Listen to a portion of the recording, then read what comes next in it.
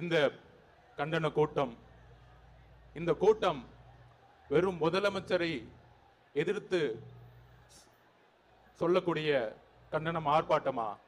இல்லை.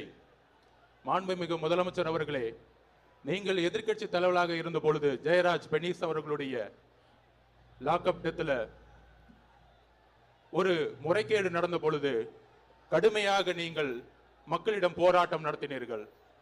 அந்த போராட்டத்தில் சிபிஐன்னு அந்த கேஸை நடத்திட்டு இருக்கும் பொழுது, அன்றைய இருந்த முதலமைச்சர் சிபிஐக்கு மாற்றும் பொழுது, சிபிஐக்கு கேஸை மாத்தினா இங்க தமிழக காவல்துறை என்ன செஞ்சிட்டு இருக்கு, இதற்கு தார்மீக பொறுப்பேற்று முதலமைச்சர் பதவி விலகணும்னு சொன்னீங்க.